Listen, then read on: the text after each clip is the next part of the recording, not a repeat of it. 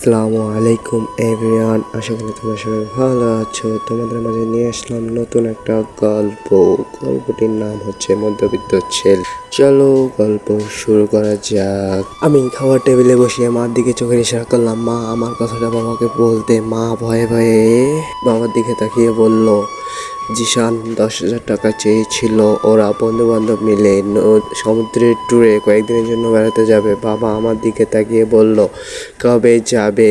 আমি বললাম, এই তো 5-6 দিন পরে। বাবা নিচের দিকে তাকিয়ে খেতে খেতে বলল, তাহলে এক কাজ করো, 3 দিন দোকানে সময় দাও। আমি 3 দিনের জন্য এক জায়গায় যাব, এসে তোমাকে টাকা দেব। আমি খুশি হয়ে হাসতে হাসতে বললাম, ঠিক আছে বাবা। পরের দিন সকালে দোকানে গেলাম। আমাদের ছোটোখাটো একটা কাপড়ের দোকান। মাঝে মাঝে আমি দোকানে আসলেও কখনো দোকানে বসা হয়নি। আজ প্রথম দোকানে বসলাম। দোকানে 2টা কর্মচারী আছে, ওরা সব আমায় বুঝিয়ে দিয়েছে। আমার কাজ হলো কোন কাপড়ে কত টাকা লাভ হয়েছে সেটা লিখে রাখা, আর মাঝে মাঝে কাস্টমারদের কাপড় দেখানো।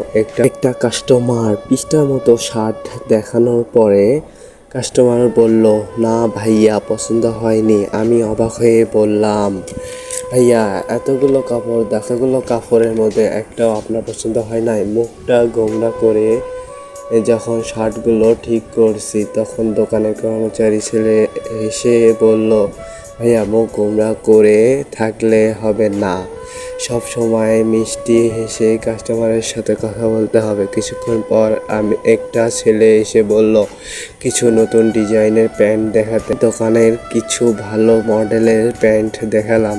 একটি প্যান্ট পছন্দ করলো। প্যান্টের কেনা মূল্য ছিল 1200 টাকা। আমি ছেলেটার কাছে চাইলাম 1500 টাকা। ছেলেটা প্যান্ট উলট পালট করে আবার দেখে বলল, ভাইয়া 300 টাকা দেব। কথা শুনে মেজাজটা খারাপ হয়ে গেল। দাঁতের ওপর দাঁত চাপিয়ে নিজের রাগটা কন্ট্রোল করে মুখে মিষ্টি হাসি এনে বললাম, না ভাইয়া, এত কম দামে হবে না।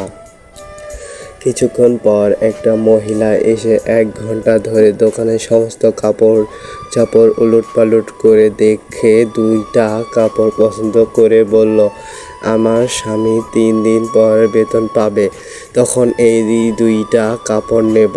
রাগে সারা শরীর ছিল, তারপরেও কিছু বলতে পারছি না, কারণ কাস্টমার বলে কথা। তখন আমি হেসে বললাম, আন্টি আঙ্কেল যেদিন বেতন পাবে ওই দিন আঙ্কেলকে নিয়ে আসিয়েন না হয়। কয়েক ঘন্টা পরে একটা ছেলে মনে হয় তার গার্লফ্রেন্ডকে সাথে নিয়ে দোকানে এসেছে। কর্মচারী ছেলেগুলো যে কাপড়গুলোই দেখায় সেগুলো দেখেই বলে আরও ভালো মানের কাপড় দেখাতে। অবশেষে কর্মচারী ছেলেটা বলল, এর চেয়ে ভালো মানের কাপড় আমাদের দোকানে নেই। ছেলেটা মুখে বিরক্তি ভাব এনে বলল, দূর, শুধুই এমন একটা ফালতু দোকানে সময় নষ্ট করলাম না, আর সহ্য করা যাচ্ছে না। ছেলেটাকে বললাম, ভাই আপনি বড়লোকের ছেলে, তাহলে যে কোনো বড় শপিং মলে যান না কেন? শুধু কেন এসব সাধারণ ছোটোখাটো দোকানে ঘোরাফেরা করছেন? আমি যখন কথা কাটাকাটি করছি তখন কর্মচারী ছেলেটা এই ছেলেদের কাছে মাপ চেয়ে আমাকে বলল, ভাই এমন করলে তো ব্যবসা হবে না। প্রতিদিন কতগুলো মানুষ কত রকমের কথা শোনাবে। তুমি আজ প্রথম দোকানে এসেছো, কিছুই জানো না। দিন শেষে হিসেব করে দেখি সব খরচ বাদ দিয়ে লাভ হয়েছে 820 টাকা।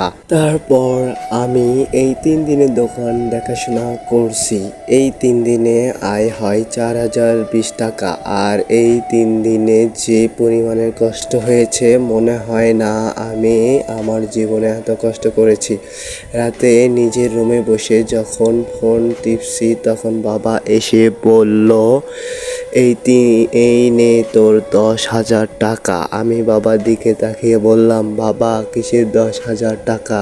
বাবা অবাক হয়ে আমার দিকে তাকিয়ে বলল, তুই না সমুদ্রের ট্যুরে যাবি বন্ধুদের সাথে ঘুরতে, আমি বাবার চোখের দিকে তাকিয়ে বললাম, বাবা আমি আগে বুঝতাম না টাকা ইনকাম করতে কতটা কষ্ট হয়, তাই তোমার কাছে কিছু আবদার করতাম। বাবা আমি এই 3 দিনে খুব ভালো করে বুঝতে পেরেছি টাকা ইনকাম করা কতটা কষ্ট।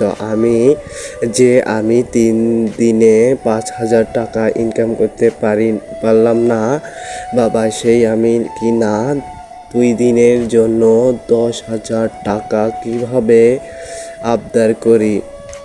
এত টাকা খরচ করা আমাদের মতো মধ্যবিত্ত পরিবারের জন্য অপচয় ছাড়া আর কিছুই না।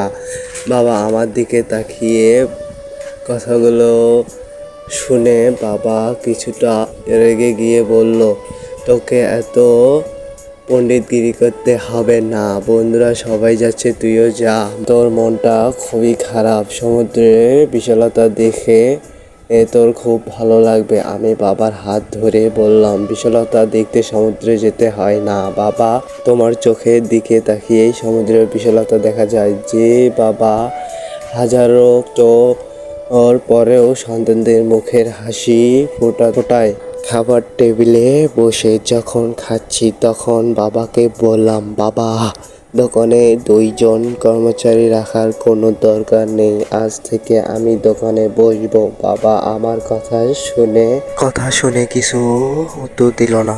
শুনে আমাকে বলল, তরকারি এত ঝাল হয়েছে কেন?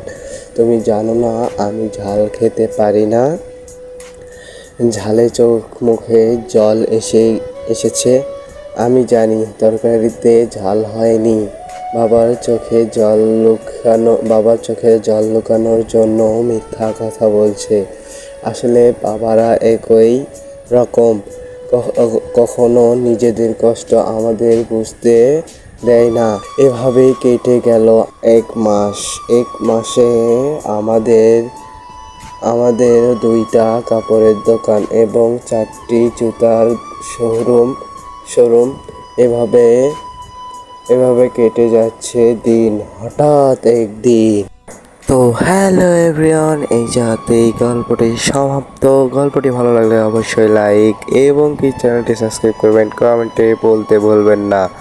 পরবর্তী পার্টের জন্য রেডি থাকেন আগামী 12 ঘন্টা। পরবর্তী পার্টে তোমাদের সাথে দেখা হচ্ছে। ভালো থাকো, সুস্থ থাকো, আল্লাহ হাফেজ।